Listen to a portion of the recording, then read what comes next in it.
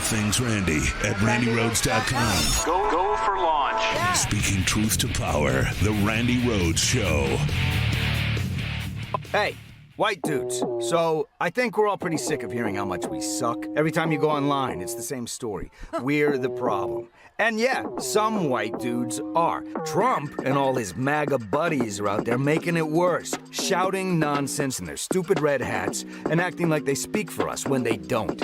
All they've ever done is screw us over. But if you're not on the MAGA train, where do you go? Isn't it just swapping out one crappy option for another? Then it hit me. This isn't about picking teams. It's about who's got a plan that's gonna make life better for me and my family.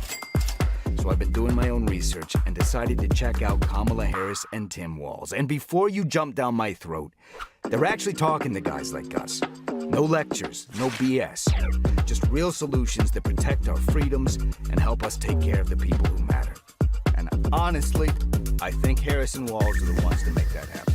End of the day, you're your own man. It's your call.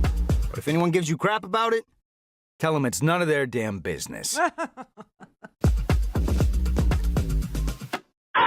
Nice, very, very, very nice. White dudes for Kamala and Tim. So, white dudes, it is time for you to, be the protectors that you, fancy yourself as being, because without you, women are really pretty much going to be sacrificed at the altar of Donald Trump staying out of prison. I don't think that's worth it. I don't think that's a good trade. I just don't. Do you know what I'm saying? It's just not good. So, the path that Donald Trump has to walk to 270 is it's a very narrow path, and he's a very fat. I almost said the F word there. The two together go beautifully. I mean, it's just gorgeous, right?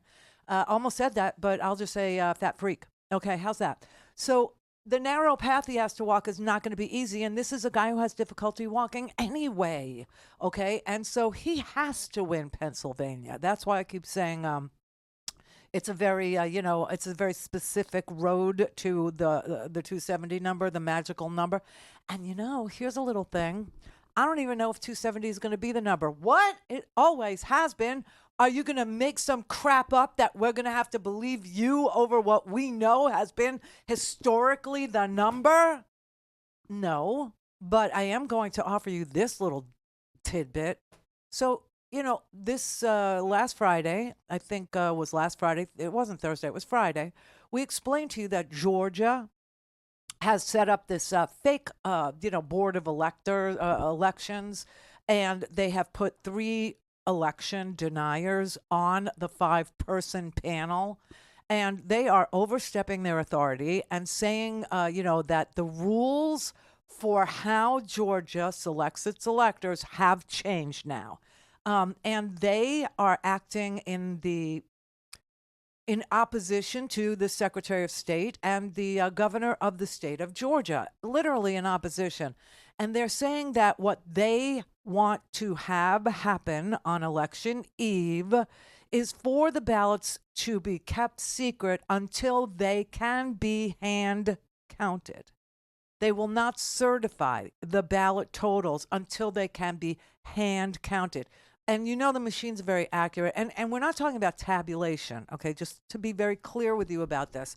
They're not talking about tabulation, which is a different thing. Tabulation means who did you vote for? And then tabulating the results. They're saying they want to count, though, the number of ballots, just the number of ballots, and make sure that the poll books and the number of ballots that were cast in person, the registrations and the requests for absentees and the number of ballots received are the exact same number. Well, there's this small thing called human error.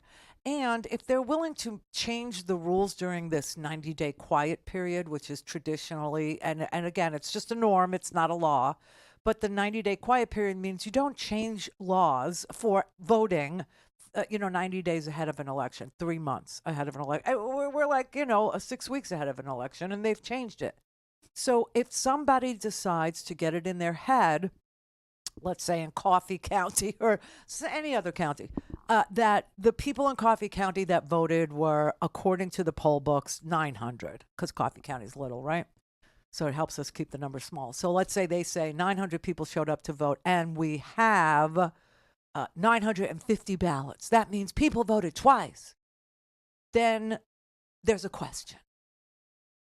And that's all they need.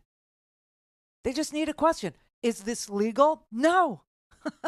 No. But it doesn't stop them either, because litigation will ensue and has begun to stop this fake election board from making rules that it doesn't have the authority to make. However, all that being said, if Georgia can't certify the electoral votes, if they can't certify their election by December 17th, which is a thing, it's the date that the Electoral College meets to cast their ballots.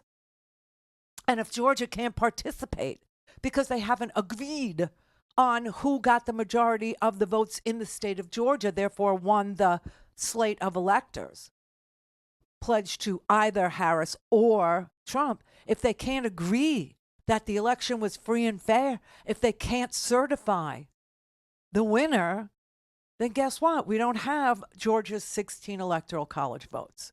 And so the total number needed to win is no longer 270. It's 270 minus 16. So we don't even know if the path to 270 is the path, right, to being the next president. We have no freaking earthly idea, because we have a con man and a fraud, and several frauds actually, on ballots across this here country. So like, for instance, Arizona, you got Carrie Lake, an election tonight, on the ballot in Arizona against Ruben Gallego, okay? I don't think this is going to be close, and I think because people will be showing up to vote for Ruben Gallego and against Carrie Lake with a passion, okay, that Harris will win Arizona. Now, these things, these other states are equally important. Why? Because if Kamala Harris doesn't win Pennsylvania, then she must win either Georgia, which we just explained to you, could sit this one out, or North Carolina. And North Carolina brings us to the Mark Robinson debacle. Now, Mark Robinson was interviewed by CNN this weekend and asked whether or not it was true that his campaign staff, 4 of the senior top campaign staffers, have quit, have resigned, have walked away from the Robinson campaign due to the grotesque story that was fully exposed, along with him and his hypocrisy and his pervy nature, on Friday. And then he was asked whether or not that was true, and could, just so in such a Trumpian way, he has decided to continue to lie. He has decided to continue to gaslight, meaning don't believe what the staffers are saying to you, and that is, we quit. We're no longer affiliated. We're no longer helping Mark Robinson be the next governor of North Carolina because we don't think he's got a prayer. We don't think he's got a chance. The people of North Carolina, in the end, are very decent people and will not elect a guy who lies to their face in this manner, okay? They will not elect a guy who calls himself a black Nazi, okay? They're just not going to do it. And so they quit.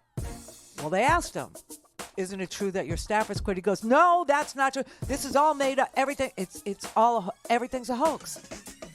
Everything's a hoax. So North Carolina,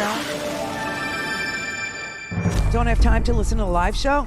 Want to hear more on your schedule? Go to randyrhodes.com and buy a stinking podcast.